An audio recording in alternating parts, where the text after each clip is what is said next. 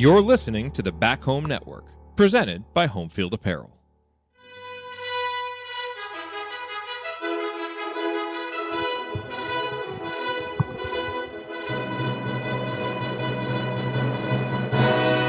And welcome, Hoosier fans, to another victorious episode of the Assembly Call, as today your Indiana Hoosiers come back from a 15-point halftime deficit to just absolutely demolish Maryland in the second half to win 83-78.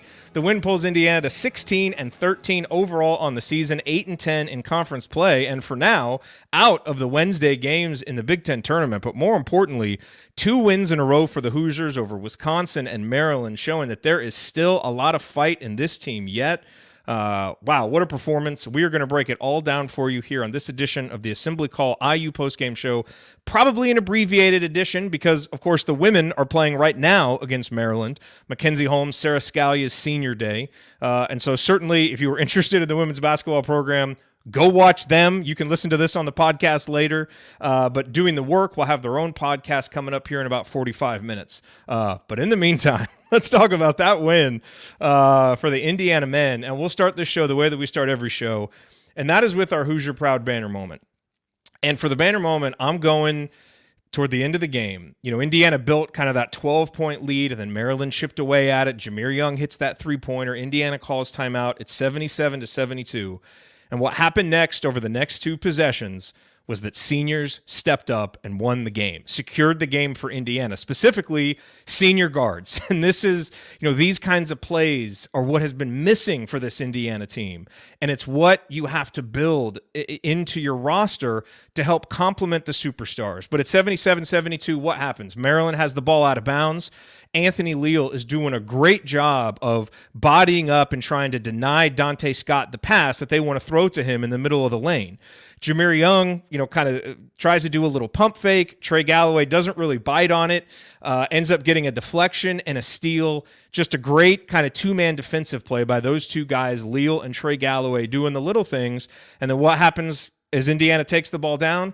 Xavier Johnson drives and scores, then comes back on the other possession to get a steal, and it basically felt like the game was over right there. And man, I was just so happy seeing Xavier Johnson, who has been through so much, knowing he had a whole bunch of family members there and how much he wanted to have a good game, and for him to contribute so much to winning was just really, really rewarding to watch. But Trey, Anthony Leal, Xavier Johnson, of course, we'll talk about Khalil and his big plays and the incredible performance from Mackenzie Mbako, everything Malik Renew did. But on the road in Big Ten play, it's your senior guards that have to step up at the end and win. And that's what Indiana's players did. Those guys have played a lot of college basketball, and they showed it there at the end of that game to ice it away for the Hoosiers. All right, now let's talk about our presenting sponsor.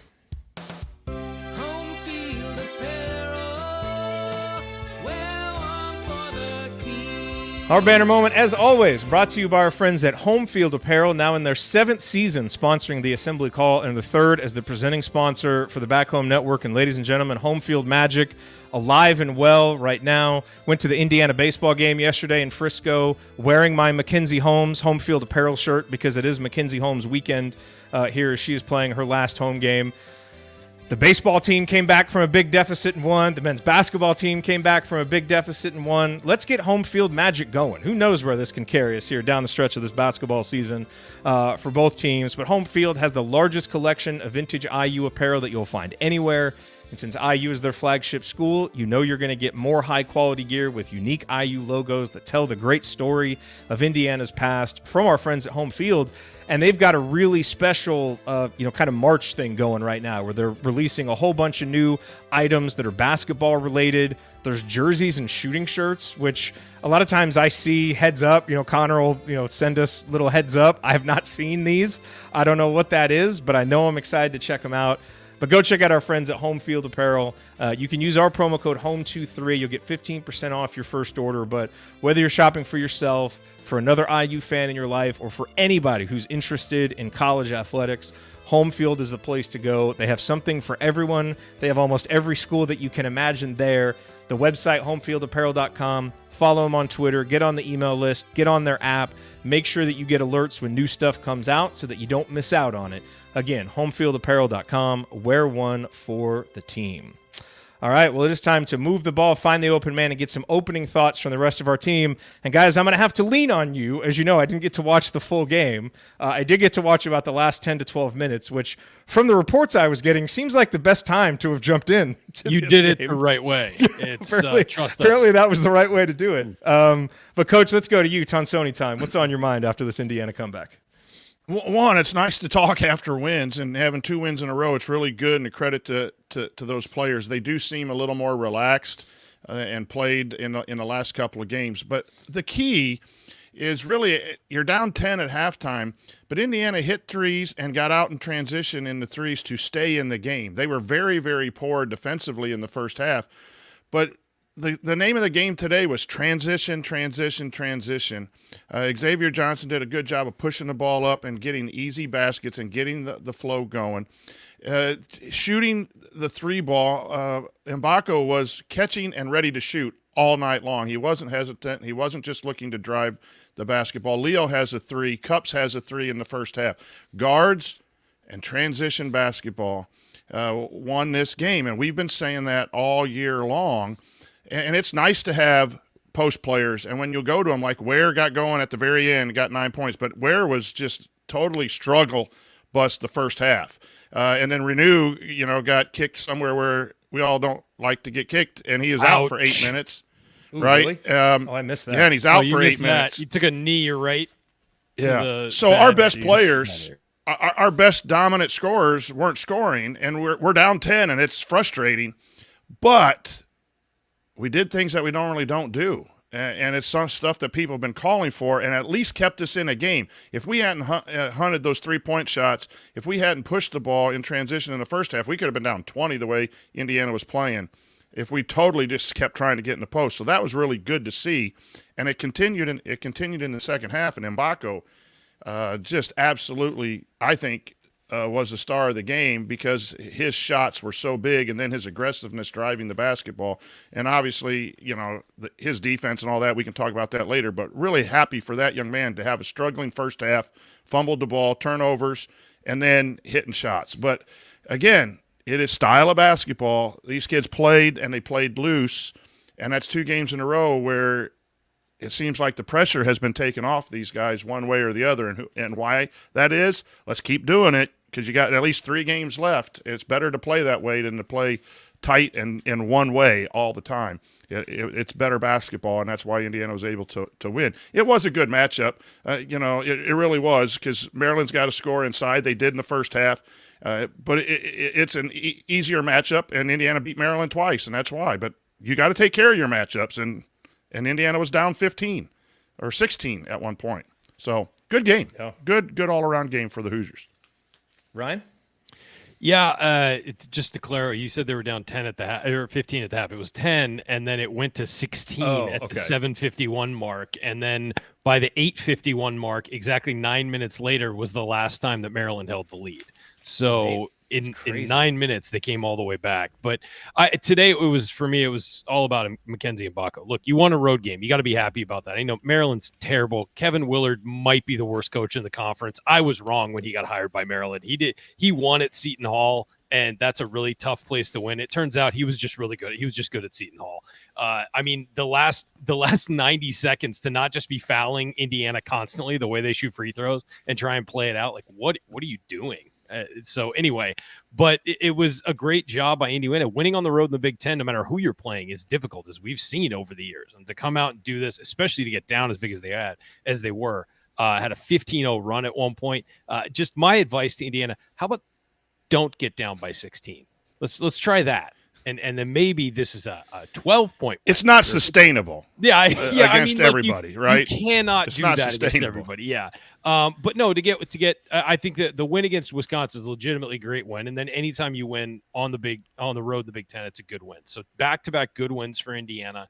And I got to say, we've been talking we haven't really focused on it too much. We've kind of mentioned like Mackenzie Mbako's growth over the length of the season, and just I think getting comfortable at this level is becoming very apparent. I don't think it's a skill development thing. I don't think it's anything really changing in his game. I think he's just comfortable, and he recognizes that he can do the things he did in high school and on the travel circuit in college as well, and he's starting to get comfortable and gain that confidence, and you're seeing it today. I mean, he was the MVP of the game for me. 24 points on the road in a Big Ten game. Man, that kid is just super confident.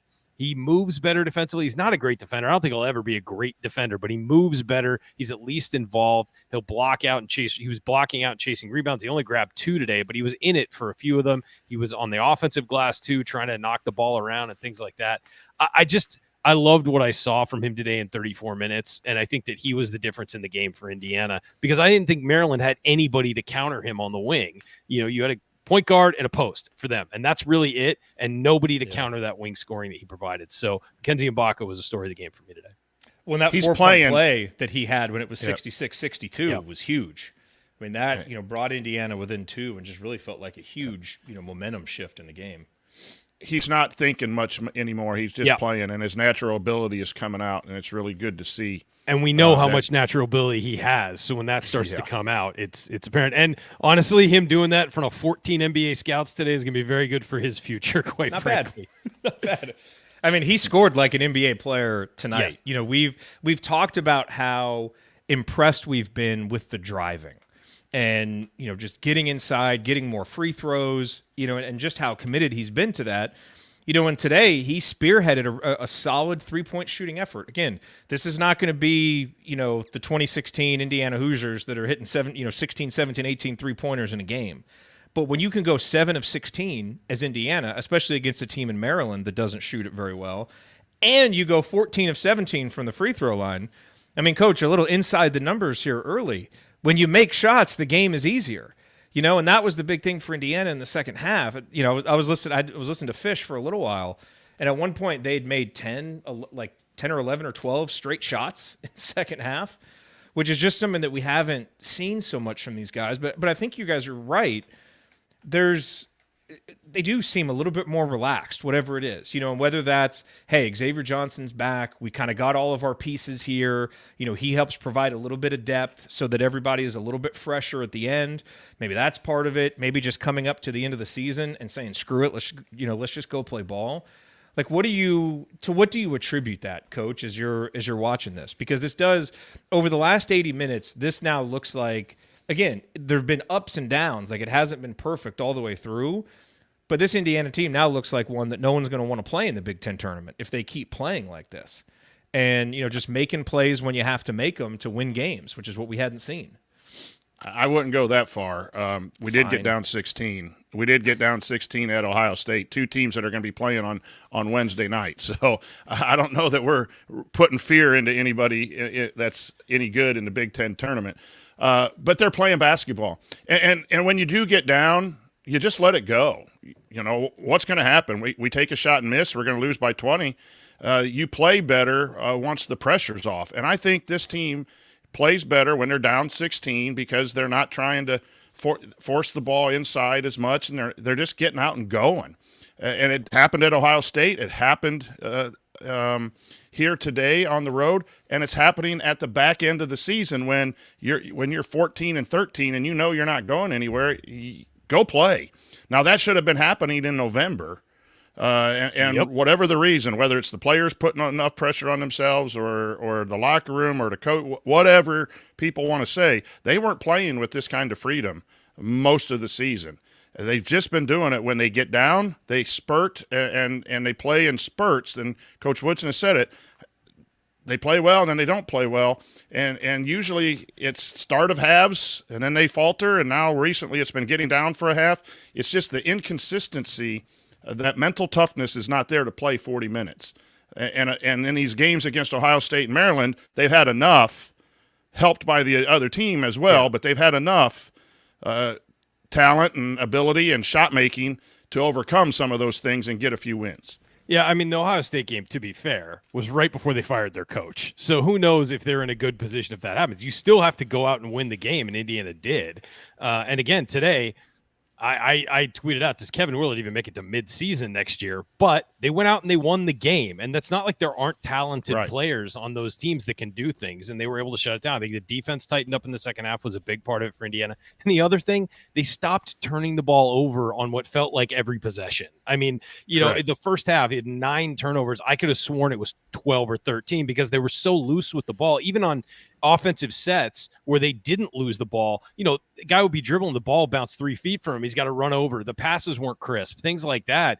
And it's that even when you don't turn it over, that gets your offense out of rhythm. You basically got to reset when you lose the ball like that on a reversal or something like that. So it's almost the same as a turnover. So that changed in the second half. You only had 5 turnovers. Now there were still some scramble situations with the ball where you're not, as crisp as you want to be. That kind of stuff you do expect on the road, but you can't be giving the other team the ball as much as Indiana did. And in the second half, I think Maryland actually had more turnovers than they did in the second half. I think it was 7-5 or something like it. I'm not sure the exact number, but so tightening that up changed the game. Mostly. And what happened in that first half, even to start the game, they were loose with it. They were able to get a lead. But as the half wore on, that you stop getting away with it because the other team settles into the game. And that's what happened to help Maryland go on that big run.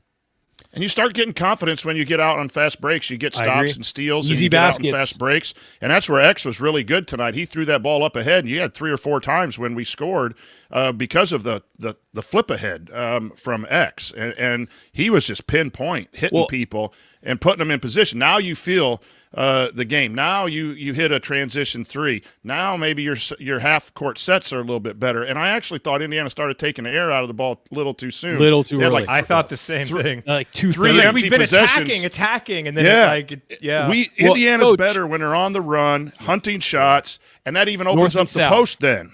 Yeah, because then all of a sudden now you got a guard, and now you got the lob action, right? Yeah. And that's where we've been clamoring for that kind of play all year long. If you go to the post, and only play off of that, it's not as good as when you get out and run and get layups on transition and 3. Yes, and that's what happened today. And all of a sudden, then Renew comes back in, scores, and Ware scores in the second half after the guards were so potent because of pace. Yeah, pace, and half court sets.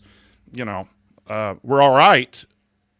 But the transition, I think, was the reason they won tonight. Well, Coach, you're a former coach. If your best player is struggling, you'd run something to get him an easy basket, right? To get him locked into the game. Transition, free throws, layups will get you locked into a game. Because transition, you're out by yourself. You can make it. Everyone knows how to finish on the. Most people know how to finish on the break. Free throw, you're just by yourself. It's an easy free point, typically. So for some teams, it's been real easy for this team all year. Backdoor layup, something like that, uncontested, gets you feeling into the flow of the game, raises your confidence.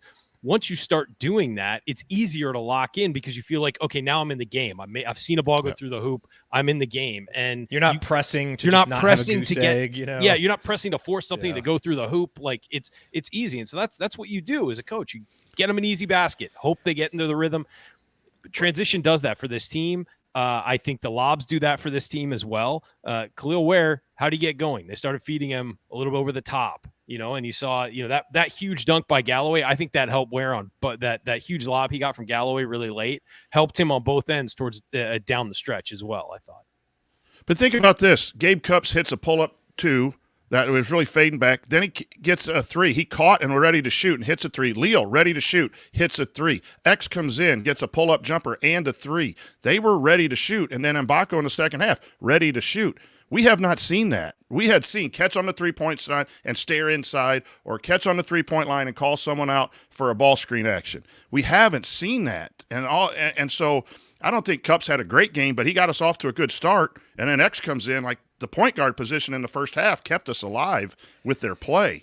But they were playing basketball today in a variety of ways instead of just ball screen and post.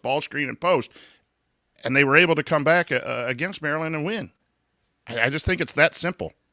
Man, maybe X should have transferred to Maryland because now he's had 2 games at the Xfinity Center, and they've been, 2 of his 10 or 15 best games in the Big Ten. I mean, today he scores 13 points on 5 of 7 shooting, 6 assists, missed that 1 free throw, but then knocked down 2 more after that, played 31 minutes, had a big steal. I mean, he was terrific today. And you can tell he's not all the way there. But the other thing is, Coach, because there was a little bit more transition, it wasn't all the set half court. At least in the time I was able to watch, it felt like he was able to get to the lane and do more of his X things because it wasn't quite as clogged, because the defense wasn't quite as set. And that's a really good defense. Like, just to give you context, I mean, that Maryland defense was top 10 in adjusted defensive efficiency coming in, and Indiana puts up 1.22 points per possession on them. So I would like to think that this performance today can put to rest the silly discussion of, is this team better with X or are they not? Of course they are. Even with all of X's ups and downs, this team is much better with him. And that's a big part of the reason why they've won 2 games in a row. He didn't play well against Wisconsin, but he helps the depth. He helps take on, defensive assignments. He gets to guard Jameer Young some, while he's out there. And that matters.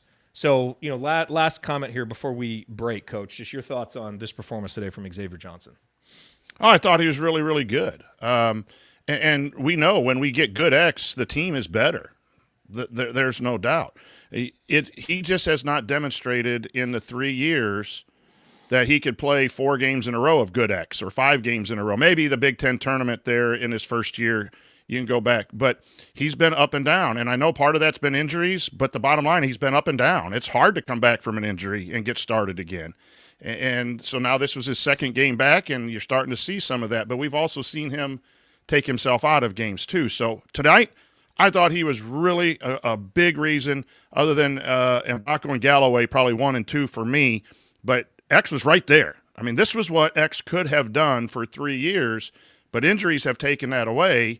And he's just had a struggle with inconsistency, which has been what has happened with Indiana basketball under Mike Woodson. Has been inconsistency from game to game. It's been inconsistency within a game. And they just played outstanding basketball in the second half to overcome the struggles of the first half. But X was good today. It was really good. Yeah. And there's something, Ryan. I mean, obviously, when he's in Maryland, he's closer to home. He's got people there. It seems like he's able to lock into this kind of extra level of focus. There aren't any of the extracurricular stuff. He's just balling. He's just hooping. When he does that, he can be such a good player, And I think that's what's been frustrating about the Xavier Johnson experience is you see games like today, and it's like, man, like this is what it could be. But it almost makes it more disappointing because you know what the potential is. And look, This is the 3rd year of Xavier Johnson, and this is who he's been all 3 years. He'll have a game where he wins you the game, or he is a huge part of the reason you win the game.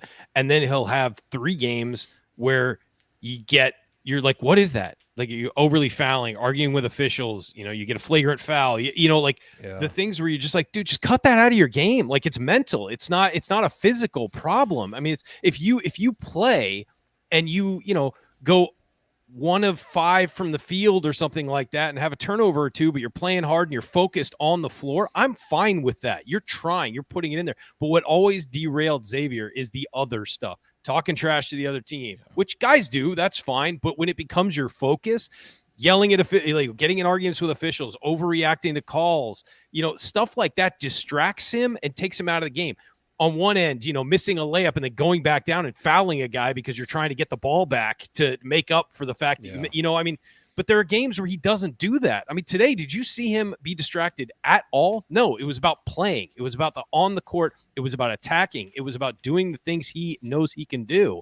And that's been the problem about the 3 years is when you've seen this, we saw that run in the Big Ten tournament in Mike Woodson's first year. Xavier was great in that. You always knew Trace was going to be great. He went superhuman. Then he got Xavier playing well, and you had Galloway and Geronimo at that point picking him up as well. I mean, when you get that contribution from him as the point guard, he gets other people involved as well. And so I think that's what's been so frustrating because I've had people telling me like, well, if they had Xavier all season, they'd be, in the tournament or they'd be in contention. It's like, we don't know that. I think they'd be a better team and they'd certainly be better defensively, but you don't know what you're getting from him. And I think that's what's frustrating. He was fantastic today and he deserves the plaudits for that. I hope maybe he's found something coming off of this injury and can sort of refocus himself because when he is this guy, Indiana can compete with people. It's very obvious. I think, again, that's where the frustration comes from. If he just wasn't that good, you can't be frustrated about it because it's just, okay, well, he's playing to his top ability. It's that he doesn't lock in like this. If he can the last 2 games, and then they can go to the Big Ten tournament and run some, maybe the narrative looks different for this team.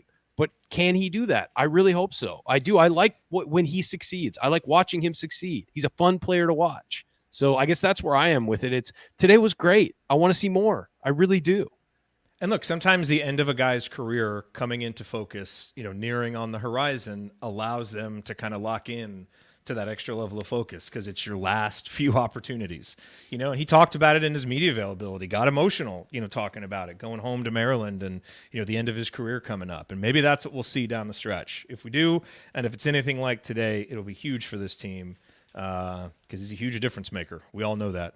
Go to assemblycall.com. Make sure that you subscribe to our email newsletter over there on Substack. We have a free email newsletter where we email you every Sunday the 6 most important stories in Indiana men's and women's basketball. Go check that out. There's a paid option as well that you can research too. But as we continue our breakdown here of Indiana's 5-point victory over Maryland, we'll point out some meaningful moments you might have missed, go inside the numbers to highlight the most important statistical notes from the game, and more. You're listening to the Assembly Call. Stick with us.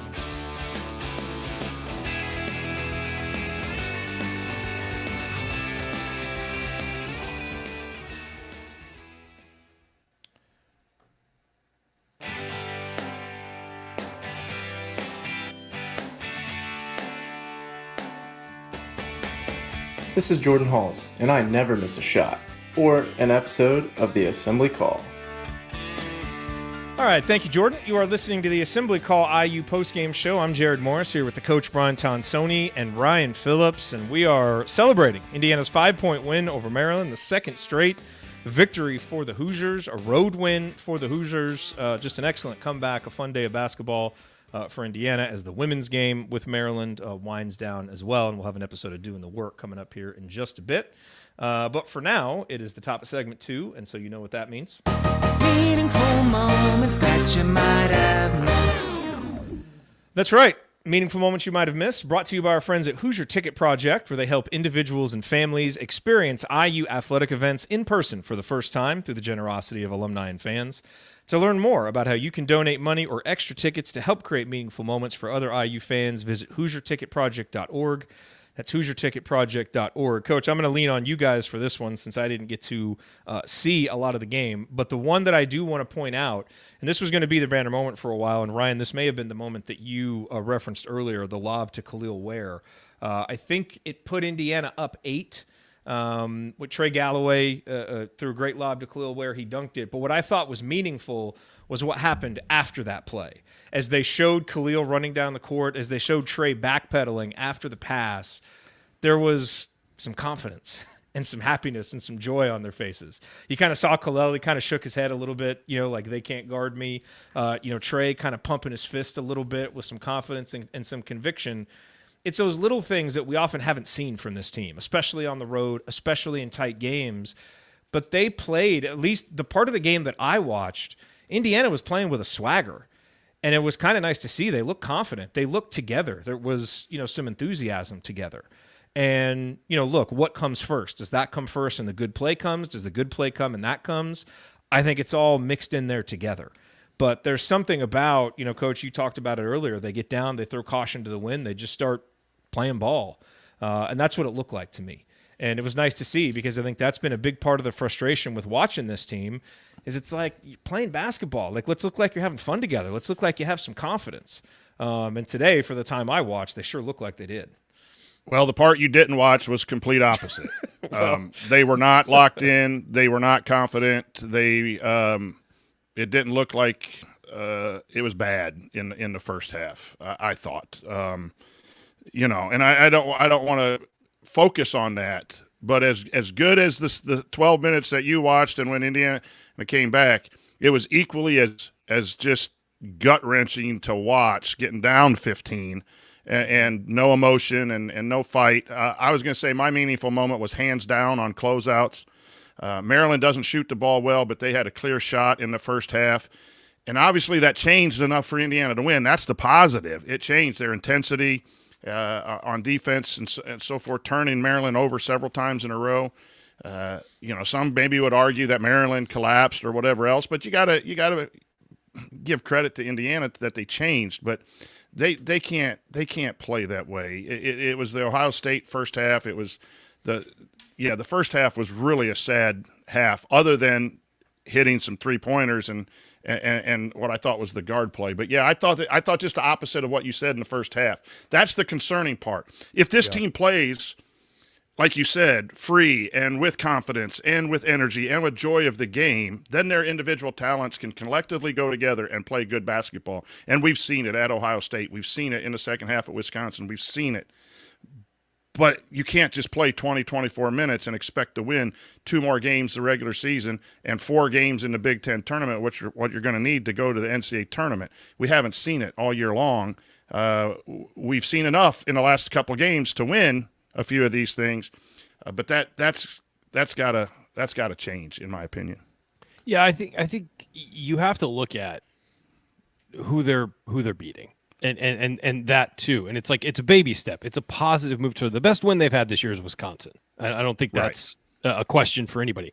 But other than that, they beat Iowa, Minnesota, and then they beat Ohio State twice, Maryland twice. They beat Michigan.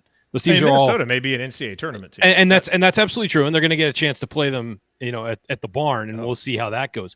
But those teams you're beating, the bracketologist is shaking his head at me. Other than Wisconsin and I guess Iowa, you would say those teams are all in the bottom, either the middle or the bottom half of the Big Ten. And so you have to be realistic about what's going on here. Now, continue to beat the teams you should beat. I mean, that's not a bad thing. Going on the road and beating Ohio State. Hey, you beat Ohio State. Going on the road and beating Maryland. Hey, it's a road win. Those are good things. I mean, the idea in the Big Ten is to win all your home games and then pick off the teams you're supposed to beat on the road. And you'll end up with a really good record. Like that's the goal. And so they did that. And they've done that against those 2 teams, and that's great. You sweep both those teams. You're definitely could be in a situation where you need the tiebreaker on them to get out of that, to get a bye and all that stuff. Good, you took care of business. But you have to also recognize that the way they are playing is not sustainable against the better teams in the league. You get down 16 against, I don't know, maybe even Michigan State. Well, we don't know what Michigan State is. They're all over the place, but that's a very talented team. They're going to be difficult to dig out of 16 points from. You against Nebraska, Northwestern, Illinois, Purdue. You're losing those games.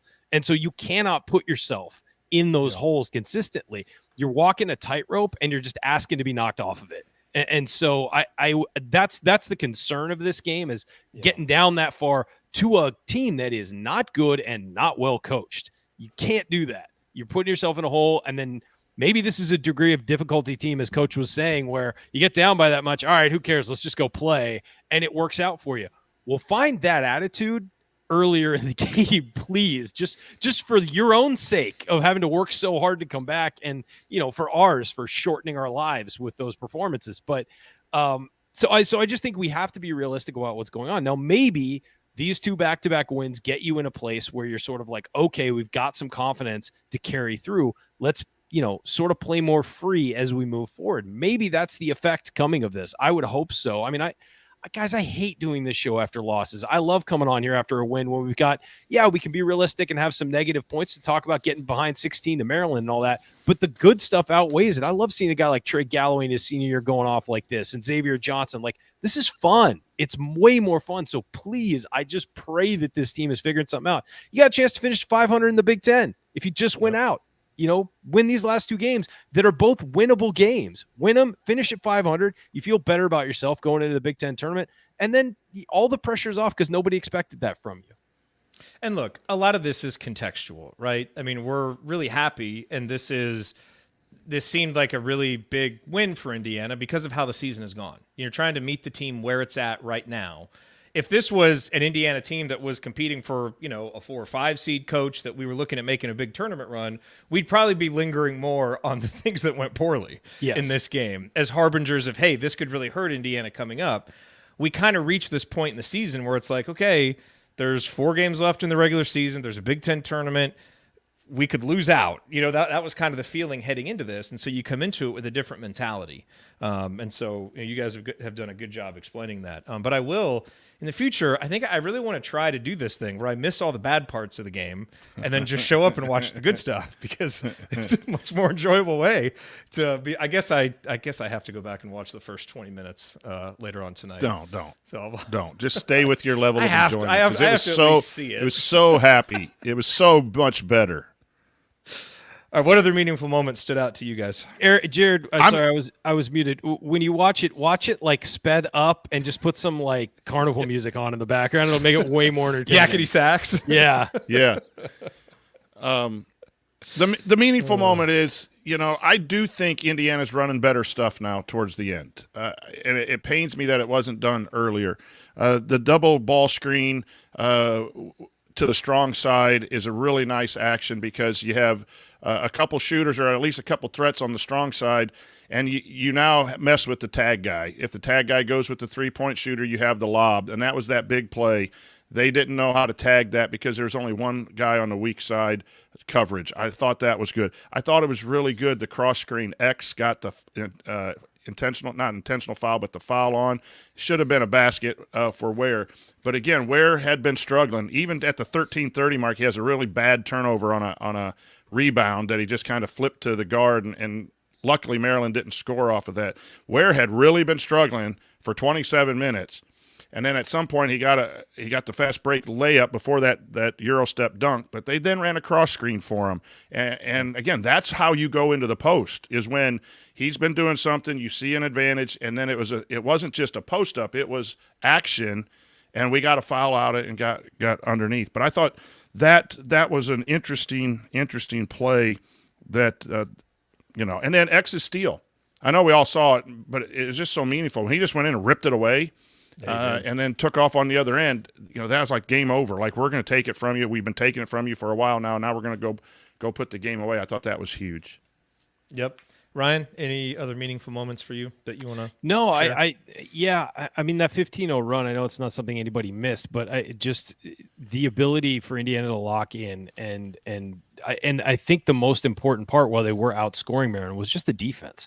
I mean, just this whole second half, the defense was so much better. I think it's easy to gloss over that when you're scoring 50 points in a half. It's easy to gloss over how much the defense affects that offense and how much they were able to get out in transition. I think that's against an elite defensive team, too. Yes, I mean, absolutely. So that 50 points, yeah. So I just think that the defense is something that many people may have missed watching this game because it was sloppy both ways for a while. But Indiana was really excellent in the second half. And I know Maryland struggles offensively, but they were able to keep them out of the paint where Maryland does really well. The 3-point shooting is always going to be a struggle for this Maryland team. If there's one team that's uglier than Indiana shooting threes, it's Maryland. And they were real bad. They actually made over 30% today. I think they were 9 of 24. Yeah, 37. But I think it was the first half. I don't think I saw them make one. First half they were 4-12. Oh, wow. And none of them looked like they just don't look comfortable shooting, and it looks familiar because we've seen that before. The Jameer Young one was a big shot. I saw that one. I think that was the only one I saw. All right, let's talk numbers because I think there are some really interesting numbers in this game. And so this segment, Inside the Numbers, brought to you by Jackson Hewitt Tax Services. If you live in Bloomington or the surrounding areas and you want your taxes done right, contact our friend and Chat Mob Hall of Famer Megan Mahaffey and her team in Bloomington, Bedford, and Martinsville, 812-339-3334, or visit jacksonhewitt.com. So a lot of numbers here that are interesting, Coach. I'm sure you're going to point out the 20 fast break points, which is huge. Getting 19 points off the bench. Obviously, most of those coming from Xavier Johnson, but Anthony Leal hitting a three, Anthony Walker, scoring 3 points. Again, just things that we haven't seen. But I'll tell you what really jumps out to me, looking at this box score, is who led Indiana in field goal attempts. Trey Galloway and Mackenzie Mbako were 1 and 2. Have there been any other games this year where Renew or Ware weren't first or second in field goal attempts? I'd have to look it up, but I bet there haven't been many. And, Renew has 8 field goal attempts, Ware has 8, and Xavier Johnson was right there with 7. So this is a game where the offense was more balanced where you want it. Like, that's what it should look like. Mackenzie Mbako is your NBA-level scorer. He should be getting the most shots on the team and going and getting buckets. Now, maybe in certain matchups, that's different, and you're going to, ride Renew and really feed him, and maybe there's a certain matchup where Galloway is able to go off. But this is more what it should look like, where it's much more balanced between the backcourt, the wings, and the bigs. And, and especially against a good defense, because you're not just going to go beat a good defense by being one-dimensional. And today, it seemed like Indiana, especially in that second half, was able to be multi-dimensional offensively. And whether it's a fast break or in a half court or whatever, they were able to diagnose what was happening and get the ball where it needed to go. And that's more what the shot, balance should look like to me. Coach, thoughts on that, and then other numbers that jumped out to you? No, I just think when you have multiple ways you can attack a defense, it's better than just keep jamming it into one person. There's nothing wrong with going to your best player, but in a college game, you should have several best players or several players that are, able. We've said that for a few years now. Like, if you have your 3-point shooters, run something for them early. There are ways. Sometimes your superstar doesn't get shots until maybe a lot of shots till a 10 or 12 minute mark, because some coaches will get everyone else going because they know when they need to, they can go to their superstar. They used to do that a lot with Jordan in that darn triangle offense with the Bulls. Like, he would go to everybody for first 5, 6, 7 minutes, and then all of a sudden he'd end up with 35, because you'd go to your player at the end. But I just think that's an important number, and I'll carry over to my number. I don't think the assist number were great. I think it was 14 assists on 31 made baskets. That's not necessarily a great percentage. Neither is the 14 to 14 assist to turnover. But for me, it's who did the assisting? Xavier Johnson. And Trey.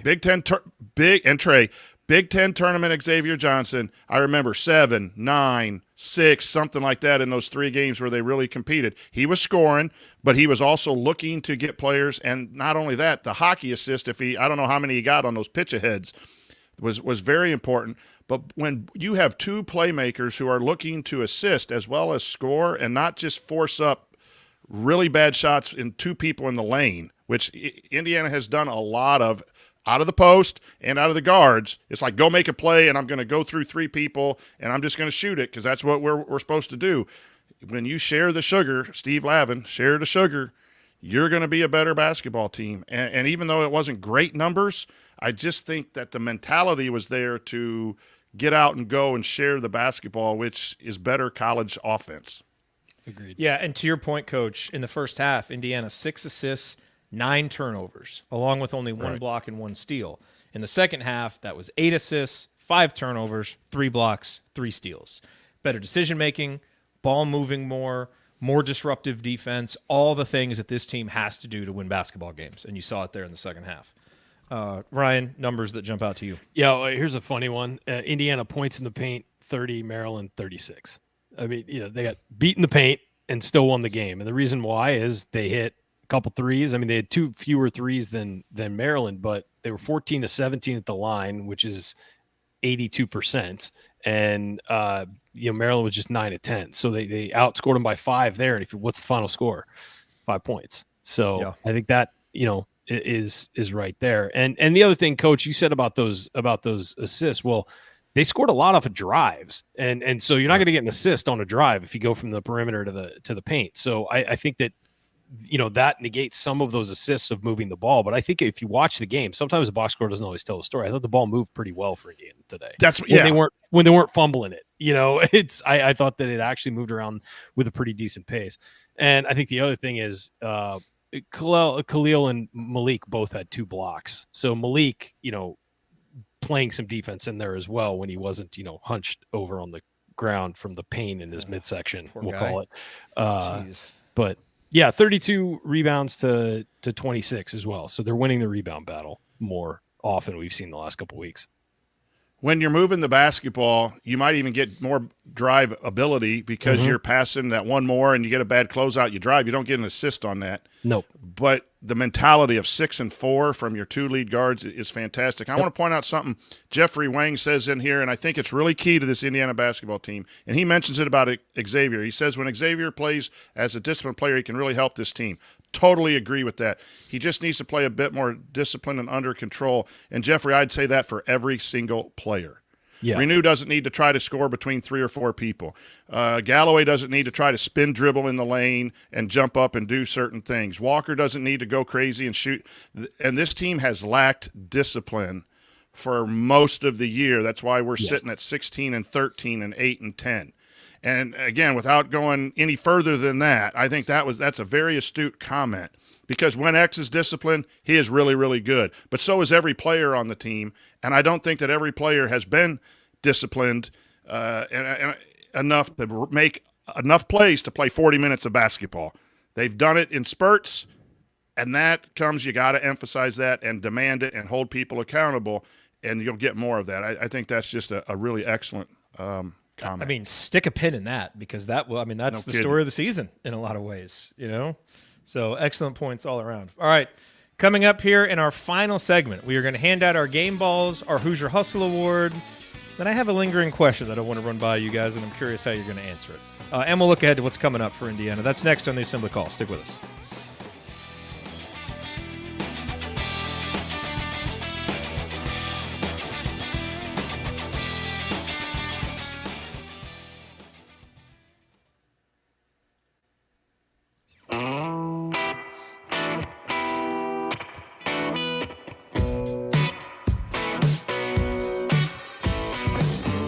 Hi, it's Thomas Bryant.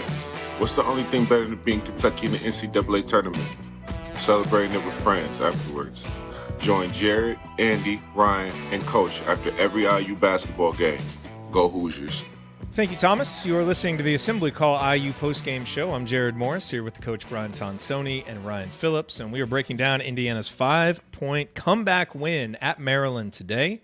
And it is time now for our game balls, which are presented by our friends Allie and James at Bloom Environmental, and they want to make sure everyone knows about radon, which is a colorless, odorless, radioactive gas that is the leading cause of lung cancer in non-smokers. According to the EPA, Monroe County and other surrounding counties throughout Indiana are expected to have elevated levels of radon above the action level recommended for mitigation. Contact Bloom Environmental today, mention Assembly Call, and you will get a free radon test kit and mitigation estimate. You can learn more at bloomenviro.com. That's bloomenviro.com. If you're here live, our friends from Doing the Work are going to be starting their show very soon if they haven't started it already. So we just wanted to let you know if you're more interested in that. You can certainly go check them out, but all of these shows will be available for archive viewing and on the podcast here as we move forward. But guys, it is time for the game ball. Which is a good chance, I think, probably for us to talk a little bit more about Mackenzie Mbako, who probably, had, I'm not sure if a 24-point game where a guy goes 4 for 8 from downtown and has as many big plays as he did, has gotten talked about as little on a post-game show as that one has so far. But Mackenzie was terrific. I think we all agree he's the game ball. Yep. So I'm curious from you guys, because by the time I started watching the game, he made that 3. He didn't do as much of the scoring down the stretch. That was more Khalil and Trey Galloway. So I'm really curious, from your guys' perspective, what were the things that really stood out about Mackenzie today? And he was confident. First, and then Ryan. Mm-hmm. Yeah, he was confident, and he was looking to shoot when he catched. It's just a big thing for this Indiana team. The offense in the past has been catch, look inside, or like I said earlier, come out for that ball screen. They were catching, ready to shoot, and he really looked like he was hunting shots. That's a term like that sometimes can be a negative term. Oh, they're hunting shots or the heat check. Yeah, but a good shooter. You want your good shooter. Yes, absolutely. Steph Curry hunts shots all the time. Absolutely. And I thought he did that. And here's the thing.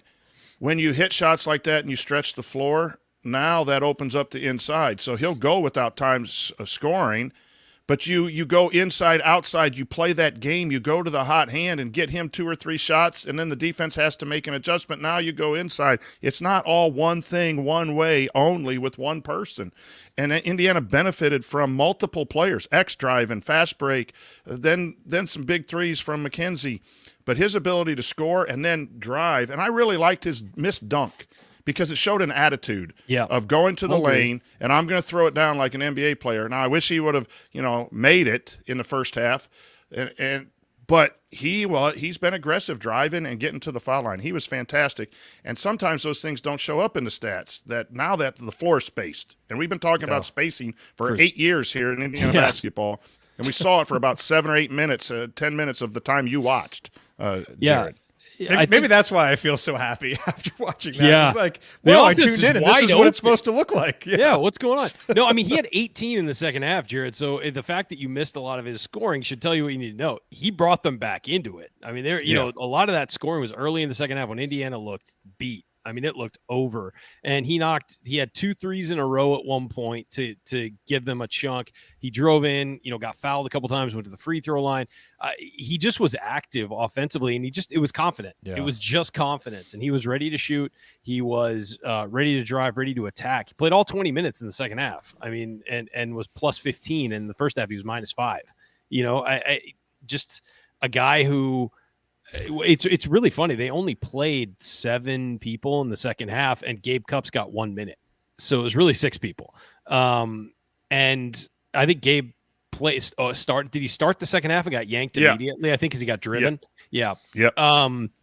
And Gabe really has been struggling with the on-ball drives lately. The effort's fine. It's just, guys are just taking advantage of his age, I think, by, getting him to lean one way and go the other and are beating him. So books out on him a little bit. But as far as McKenzie goes, I mean, if you look at his box score and see, he only had 6 points in the first half, 2 of 7 shooting. He did hit 2 threes. And then you look at the second half, it's 18 points, 6 of 8, 2 of 4 from 3, 4 of 4 from the free throw line, only 1 turnover. I mean, he was basically perfect from what you needed in the second half. And you're right. Then Trey and Khalil Ware and Xavier closed the show, but he's the guy who brought him back.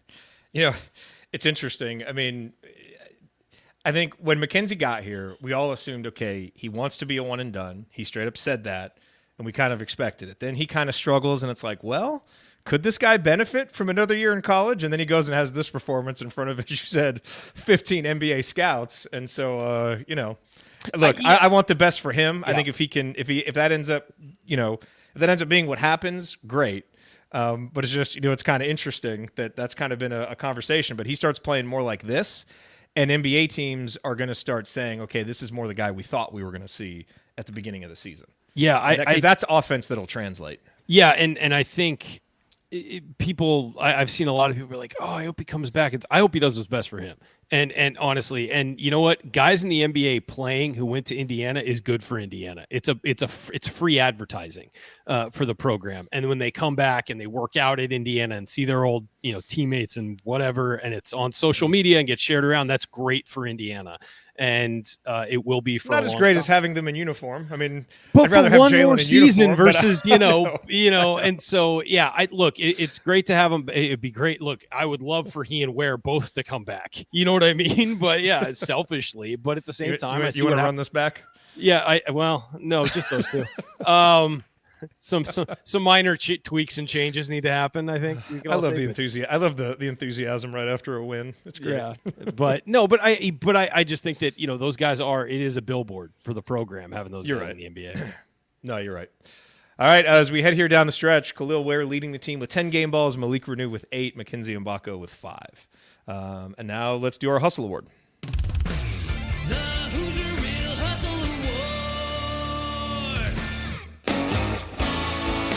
Hi, this is Anthony Leal, and it's time for the Hoosier Hustle Award. But first, let's talk about my friends at Security Pro 24/7, who provide trusted and reliable security for your event or business.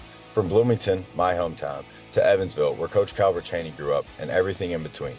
Just like hustle can't be measured by stats, prevention can't be measured either, but it has a huge impact on your bottom line and peace of mind. So let the security pros at Security Pro 24/7 help you prevent a bad outcome today. Visit securitypro247.com to learn more. That's securitypro247.com. And tell them Anthony Leo sent you. All right. Thank you, Anthony. Hustle Award. Coach, I have a feeling I know where you're going with this because I got a text. You sent a text about midway through the game, and you were like, Galloway Hustle Award no matter what. Wasn't that you? Me. That was me. Oh, that was you. Sorry, I just saw the text come through. Okay. So, Ryan, why don't you lead us off then? Trey Galloway. Yeah, it was Trey Galloway. Not just the points or whatever, 38 minutes of constant effort from him, as you always get from Trey. It feels like he had a really big tip in at one point off a missed Xavier layup that I think kept Indiana's momentum going. But 12 points, he still is really struggling to shoot. 0 of 3 from 3 and 2 of 4 at the free throw line, including a missed front end, I think. But 2 offensive rebounds, 5 rebounds total, 4 assists, only 2 turnovers, given how much he had the ball in his hands, and 2 steals. It felt like he was out on the break, even if he wasn't scoring or wasn't the target of a pass. He was the one running the floor first, getting out there every single time. And I have to give it to him. Xavier had a great game, not taking anything away from him, but Trey was just constant energy for 38 minutes, even when things were going bad. And he was guarding, he guarded Jameer Young for large portions of the game. And, Young did score 22, but it felt like a lot of it was forced. Damn it. I missed the chat where you said, if you agree, I don't need to talk. And then I went to you first. I said screenshot it. It's a first. Jeez, I said, I don't need to talk. That's just you got to keep your head on a swivel, Morris. That's just terrible court awareness by me. It really is. I mean, seriously. Coach, Hustle Award. Galloway. Okay. I'll take Ryan's position. Galloway. Yeah, I mean, 2 words. from what I saw, Galloway, and he played 38 minutes, and I think you could certainly make a case for X on a normal day. X probably does get some hardware here on a game like this, but maybe that's also meaningful. Is for X to come off the bench, and just be a guy that is there, instrumental in contributing to winning. And that's what Indiana needs from him, here as we come down the stretch, and they continue to need what they're always going to get from Trey Galloway, which is that's the one thing about this season and about Trey Galloway, is even when it kind of felt like a lot of his teammates were a little bit up and down and effort and focus would wane in and out throughout games, that guy has never stopped all season long. And he really seemed to be getting frustrated there for a while.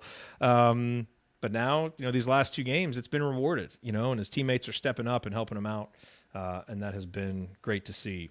So lingering question-wise, and then we'll get out of here. As we think back, and look, I know someone put in the chat, like, hey, I want your thoughts on Mike Woodson. We were definitely not going to talk about that during a post-game show, and definitely not after a win. We just did an episode called The State of the Program, where we kind of laid out our thoughts on that. And look, is what we said in that episode potentially subject to change based on what happens down the stretch? I mean, my life philosophy, it's like, strong beliefs loosely held, you have to be open-minded to new evidence and to new things that you may learn. And every game is a data point that we're watching. And so I think, watching these last 2 games, it's been nice to see this team show that they have life. But certainly everything we said in that episode still stands for me. If you want to hear it, you can go back and listen to the episode called The State of the Program, but we're not going to talk about it here. I'd agree. Just one thing to say is that, you're talking about how it can change depending on what you see. I fully agree. I think if you watch that episode, a lot of our concerns weren't just what we're saying on the floor. It's structural stuff more that won't change no matter what the record is down the stretch. So I think that, just go watch that episode and understand that there are ways that could change, but it's not going to be game to game. Yeah, or don't, and just enjoy a win. Yeah, please fully. Feel free to enjoy the win. Those people who are questioning it. Yeah, yes, because winning matters. Road wins matter. This is a good day. Like anytime you win, I don't care the context of the season. A road win is good.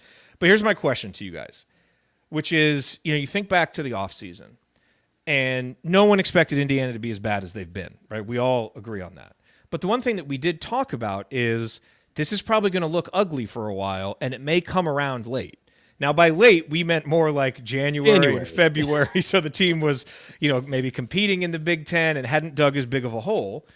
But my question would be, okay, and the other thing that they've dealt with then is X's injury, which is just, no matter what you think of him and his play and how highly you rate it, it has been a wrench that's been thrown into things and has made it harder for this team to build continuity, to build cohesion, all of this stuff. So no question, no matter how you answer this question, it's been worse than we thought it should be and worse than it should have been. But have we been overreacting just a bit to how bad it was and not leaving enough room for this to come together a little bit down the stretch, especially if you get a healthy Xavier Johnson? I'm not saying I agree with this. It's more of a devil's advocate question. But this is something that we talked about before the season started. And so it's not necessarily, it wouldn't have been shocking to us at that time to say, oh, wow, Indiana's going to have 2 of their better games here in, late February and March against Wisconsin and Maryland. Now, the rest of the context of what we saw in February certainly would have surprised us. But I'm just curious to get your thoughts on that and how that colors what you're watching here down the stretch. No. I'm sorry, Coach. I don't know if you want to take this first because I don't know if it was directed at you. I was just going to say this. Indiana played probably its second best game and a loss to Kansas without Xavier. And then they won a road game at Michigan. I know Michigan's not that good, but as we said, a road game. So they've proven in December that, maybe they are not as good without X. I agree with that totally, but they played differently in that stretch of games. And then when X came back, they didn't play very well. And then he got hurt on that dunk. And then they definitely didn't play well without him, which they could have used him. So all of that can be true. We also it's almost like you don't know what you're going to get. Yeah, we also catching teams at the right time, right before they fire a coach at Ohio State and a team that had given up a lot of leads. And then we catch Wisconsin, who's now lost 5 out of 7, and it's fallen from a 2 seed to a 6 seed. And we're playing Maryland, which is a good matchup. And that's just reality. We're happy to win those games. But to me, the answer is no, it doesn't change anything. And if you're now coming to where you are playing the right way with 2 games left, that's that's too late. And things happen all the time. Lots of teams have had injuries. Yep. Lots of teams have had injuries and won. How many teams have we played that were missing their leading scorer this year? It's been like 6 or 7. You are what your record says you are. Yeah. You've won games and you've lost games, and the style of play and the foundational things, you are what you are. And then if it's not good enough, you got to change it and be better the next year. And you just can't excuse every loss because of this or that. You got to play. My team's on the floor, and my team has to play better when it's on the floor. And you make adjustments if you're, does it suck to not have your best player or your best point guard? Absolutely. But 16-13 is 16-13. That's what our record is. That's what it says next to Indiana. Yeah, I would say I agree with you, Coach. I doesn't really change a whole lot for me from what we've seen. And for example, we're talking about the Kansas game was the closest they got to a big win this year. And in that game, Trey Galloway scored 28 points. If Xavier Johnson's in that game, Trey Galloway doesn't have the ball in his hands as much. Now, maybe he has a great game, but the chances that he carries the team that way while they're trying to crowbar X into doing the same thing, and you don't know. Maybe they win that game with X, but you just don't know because it's not quantifiable that he always makes the team better. I think over the balance of the season, if he's healthy, he probably does because the defense is better, undoubtedly. But, we're talking about, this team might have, maybe it just took them longer to get together. Well, the problem with that is you just won today against the 50th ranked team in KenPom coming in, and you moved up 3 spots to 96. You had a road win at Maryland, and you moved from 99 to 96. You kind of are who you are. And I think that a lot of people, we've been hearing from everyone, we're like, hey, they're ranked right around 100 in basically every metric, in every, measuring metric that there is.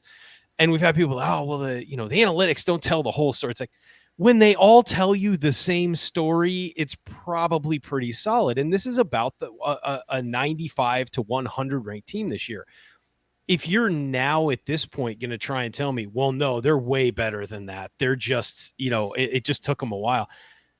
If they're that good, why did it take so long? I mean, honestly, if they're so much better than what we've seen, why did it take so long?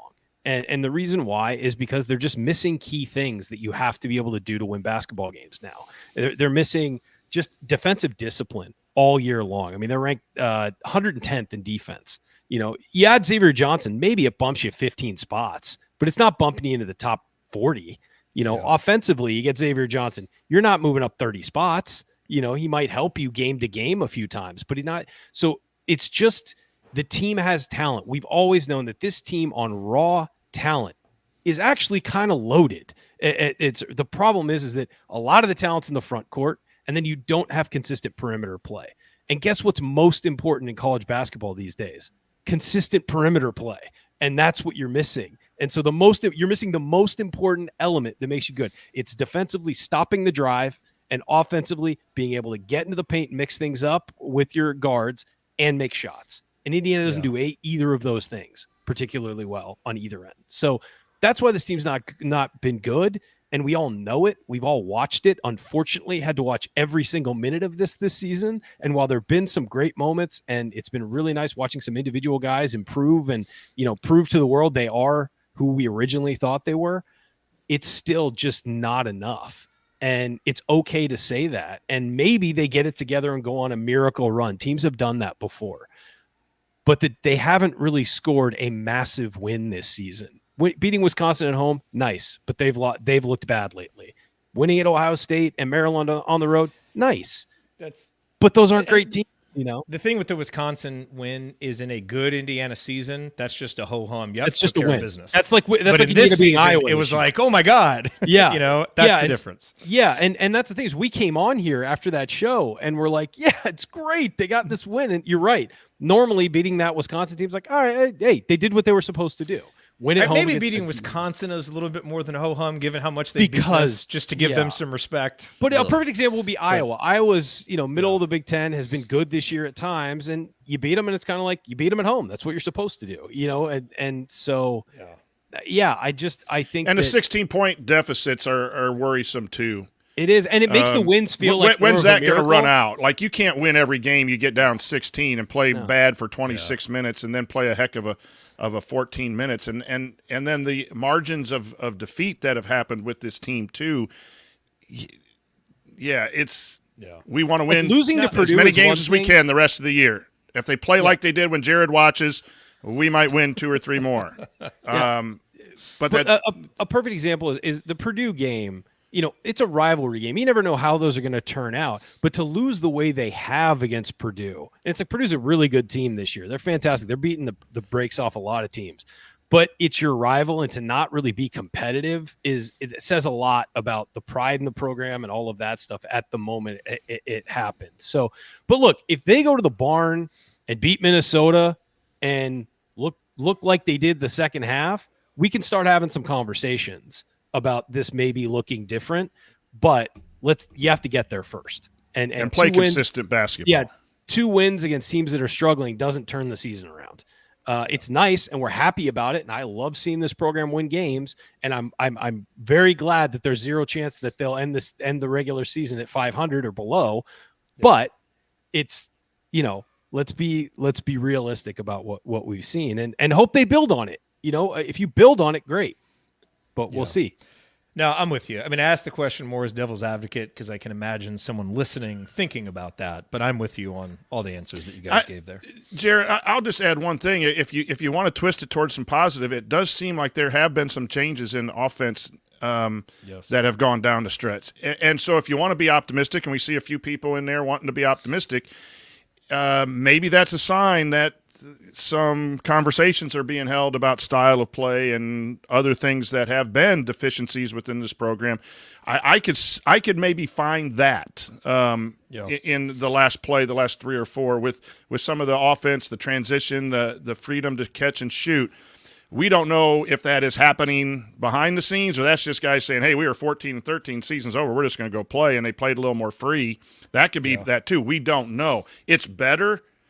But if you wanted to find some positives in that question, that is it coming together, maybe there is just some movement towards trying to do some better things that are more collegiate. I hope so. I could buy that.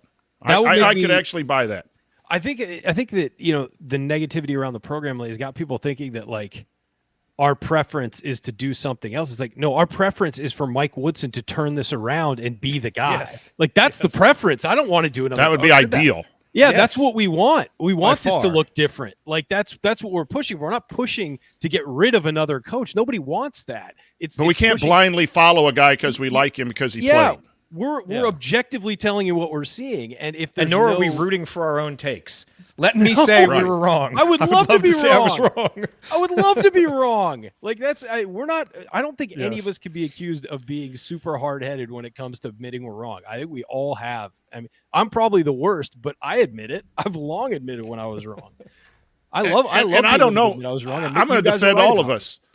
I'm going to defend all of us because I don't know that it's wrong. Because if Woodson's back and things get better, then it has to be different. I don't really see where you could do the same thing and be successful. And then that's a sign of growth within the coaching staff too. That okay, we've tried this, we believed in it hard. I resisted change, but man, I had to change. And then now we're playing better down the stretch, and we're going to carry that over to player development and all the other things. If it works out, I think there has to be some change because what we've seen, other than the 4-seed year, hasn't really been. We're getting a little macro now, but yeah, I can buy that maybe there's some changes within the players, within the coaching staff, and that's why recently it's looked better in halves. If it played a full game the next couple games and 3 or 3/4 of a game and it starts growing that way, maybe some internal things have changed for the better. All right, coming up, Indiana heads to the barn, Williams Arena, on Wednesday to face Minnesota, a Minnesota team that, Coach, you shook your head about them making the NCAA tournament. I need to check my bracketology stuff, but they have been playing better, and they've been winning games. Ben Johnson has done a nice job there. Minnesota was, picked 14th by everybody in the preseason. Maybe Penn State was down there too, but Minnesota has certainly been better than people thought. Then we'll have Assembly Call Radio on Thursday, assuming there are no conflicts that I'm kind of spacing on right now. And then IU Michigan State to round out the regular season next weekend. So that's what's coming up. I think if Indiana can win one of these next 2 games, we can start having NIT conversations and start discussing what that might mean. Not going to do it today, but if they beat Minnesota, we'll probably talk about that Thursday on Assembly Call Radio and what will be at stake for this team and this program with the Big Ten tournament coming up. All right, you're listening to the Assembly Call. Remember to check out our friends at Home Field Apparel and use the promo code HOME23 at checkout to get 15% off your first order. Gentlemen, time for last call. Coach, you first. Yeah, congratulations to the staff and to the players. When you have a season with a lot of adversity, it's just really hard to keep going. And I do think sometimes it's give them credit for saying, what the heck, we're going to go out and play some basketball. And my encouragement to the team is let's play basketball for more than just 16 minutes, and let's not get down or need a fire alarm to stop a momentum or whatever else you want to say. But let's keep winning. And winning is what Indiana basketball is all about. And we can get to 17 and 18, and that's not where Indiana basketball should be, and that's disappointing for me. But it's a lot better than ending the year at 16. And it's a lot more fun talking to y'all, 500 and some people on a Sunday afternoon when we win. So this was a good 16 minutes, a great 16 minutes of basketball, I think. Great. We can almost say that. But we needed it after a really questionable 24 minutes of basketball to get down 16 to a team like Maryland. Let's even that out, and let's keep winning and have a few more post games before we go into the off season. Well said, Coach. Ryan, last call. Yeah, look, happy with a win on the road against Maryland. I mean, look, happy with a road win anytime in the Big Ten. Happy with a winning streak for the first time since December. Hey, get excited. Go enjoy the rest of your day with this one. Let's see what this team does moving forward. Maybe there's been a shift, and maybe there's been maybe the coaching staff's being a little looser and just letting these guys play. I don't know, but it feels like the last two games there have been long stretches of play that have looked different than we've seen the rest of throughout February. So let's see where this goes. I mean, I want this team to go on a run. I don't want to miss another NCAA tournament. Go win the Big Ten championship. You have the talent to do it. Go win it. Go win the tournament. India's never done that. Become the first to do that and get into the tournament. Go do that. Show that what you can do. And today was a show what you can do game. And that last 16 minutes, man, they showed it can be a really good basketball team when they just play basketball and do the things that winning teams do. So stop thinking and just play is what I would say over the next couple games, because you got nothing to lose. Everybody has buried this team. Go play. There's nothing to lose. Yep.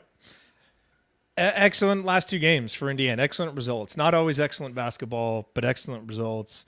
So excited to see them come back today and do what we've been asking about, which is, show that this really matters. Show that, that there's something there, that, you're getting beaten by Maryland and you're like, no, enough's enough. We're going to go out and play. And whether it's the players just saying, screw it, we're just going to play ball, credit to Mike Woodson for either instilling that in them or not stopping it when they start playing that way. And I think with some of the decisions that have been made offensively, some of the different things you're seeing Indiana run, it does seem like some adjustments have been made, which has happened with this program down the stretch the last couple of seasons. So I really like what we've seen overall the last two games. Now, hopefully against Minnesota and Michigan State, this team is ready to continue doing that, pick up one or two more wins, get a little momentum heading into the Big Ten tournament, and then who knows. But, hey, we try to come here on the postgame show, meet this team where it's at, and on a day like today, go up on the road, get down, beat a really good defensive Maryland team. It's a good day for Indiana, good day for these Hoosiers, and hopefully they can build on it moving forward. 2 wins in a row. Let's see now what they can do down the stretch. All right, that is going to do it for us. If you want to see us do the show live and be part of the live chat, make sure that you subscribe to our YouTube channel, youtube.com/assemblycall, and don't forget to go to assemblycall.com and subscribe to our email newsletter on Substack. Special thank you to Bob Thompson for the music you hear on the show. Special thank you to John Ringer of rigdesign.com for designing our logo. And thank you for listening. We'll be back on Wednesday after IU Minnesota. Until then. Take it from me, Anthony Leal. Keep your elbows in and your eyes on the rim, and go Hoosiers.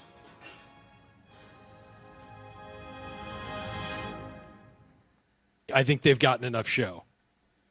And there it is. We had to retire the old one. The old one is done. And if you don't know the backstory behind, I think they've gotten enough show.